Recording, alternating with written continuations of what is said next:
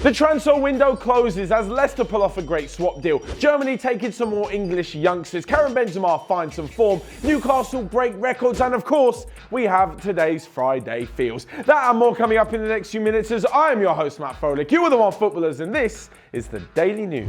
First off, and Leicester City pulled off a pretty excellent deal in the last few hours of the transfer window by bringing in Monaco's Yuri Tielemans. He's come and joined the Foxes on loan with Adrien Silva going the other way to Monaco. But is this actually a good deal for them or a better deal for the player? The way I look at it is two ways. Firstly, if Tielemans comes in and does a really bad job, then he goes back to Monaco. If he does a really good job, he's going to go ahead and leave in the summer for a bigger club. Chances of him rejoining Leicester are minimal. This means that Leicester, they're not going to break into the top six, even with him. They're not going to get relegated. They're basically just giving a platform to a player to play those and show how good he is before getting a big deal. I'm not quite sure what they're benefiting out of it, but they haven't really got anything to lose anyway. Secondly, if he really was that good, why have Monaco let him go? Surely if he's a good enough midfielder to drag them out of potential relegation to the French second division, why are they letting him leave? Maybe it's for the benefit of his career, but as mentioned before, if he really could have helped them, it's a pretty foolish decision from Monaco to let him go. I'm not so sure that Adrien Silva is the answer in the opposite direction.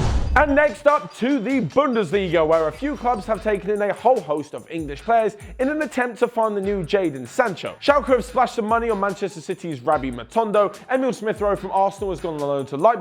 And as for Augsburg, well, they've managed to bring in Reece Oxford from West Ham on a 6-month loan deal. But is this actually a good piece of business for the Bundesliga?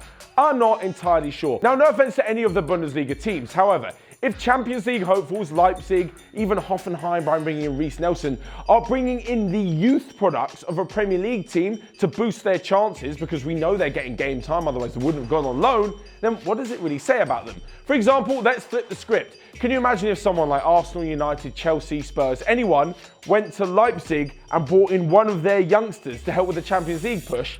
It wouldn't really make any sense. You'd be like, how is this guy going to help? So the fact it reverses the other way around means that maybe the Bundesliga competition isn't as fierce.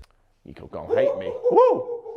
Not firing any shots at any of them, and I really hope that the young English players go over there and do a piece of business. But it seems they're all jumping on the Jadon Sancho hype, when in reality, I'm not sure that many of them will actually come good. Of course, time will wait and see, and you guys can let me know in the comment section down below whether you think any of these deals are going to be good for the player or for the German club that they've gone to. But moving away from transfers for just a second, as let's be honest, the transfer window wasn't that exciting. In fact, it's the first time in 7 years that the transfer spending in the January transfer window from Premier League clubs has gone down. It's pretty boring, but I guess there's loads more loan deals being done. Anyway, stepping aside for a second, and to Real Madrid and Karim Benzema. Yesterday, there was talk of Marcus Rashford moving to the Bernabeu for £100 million, and that has obviously given Karim Benzema the kick up the arse that he definitely needed. Last night, he scored 2 goals as Real Madrid saw themselves through 7-3 on aggregate to the next round of the Copa del Rey. This makes it 5 goals in the last 3 games for Benzema, but is he still going to be the future #1 striker at Madrid? I don't think so. Unfortunately for him, at 31 years old, the boat may have sailed. He may stick around at the club, but will have to be sitting on the bench come the summer, as I really think they'll go for a Galactico-size signing. Whether that's Rashford, whether it's Kane, whether it's Icardi, whether it's even Eden Hazard, I can't see Benzema flying the flag for the strikers for much longer. Obviously, as with the rest of today's daily news, give your thoughts down below and I will get back to you guys. Is Karim Benzema really going to hold on to the #1 position up front for Real Madrid for much longer? Now, next up and back to another piece of transfer news where 2 records have been broken by Newcastle United. One of them, absolutely ridiculous that it still stood today. They've brought in Atlanta United's Miguel Almiron. The Paraguayan attacking midfielder has joined the club for £20 million.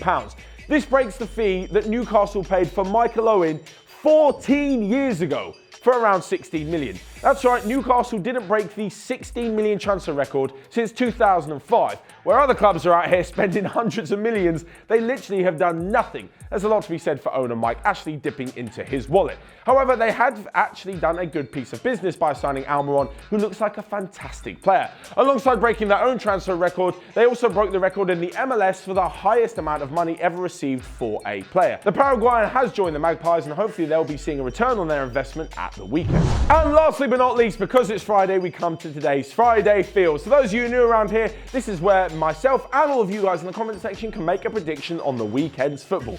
It's a game, it's a player, it's a scorer, a club, a manager, whatever you think from any game in any league. Let me know in the comment section down below. For me, on Sunday's big game at the Etihad Stadium, I'm going for Manchester City 3, Arsenal 1. Now, there's no disrespect to Arsenal at all, but I think Manchester City are just too strong at home, and I can't see Arsenal turning it around, despite bringing in Denis Suarez, who I think is a fantastic piece of business.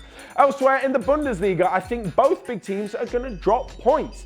Bayern Munich travel to Bayer Leverkusen, where I think they might draw or even lose, and the same thing goes for Dortmund, who travel to face Champions League hopefuls Eintracht Frankfurt. Of course, let me know your predictions down below and all of the rest of your thoughts on today's daily news. You can also smash the like button and click here or here to check out all of the other videos that we've got going on Onefootball. But until next time, have a great weekend, and I will see you guys later.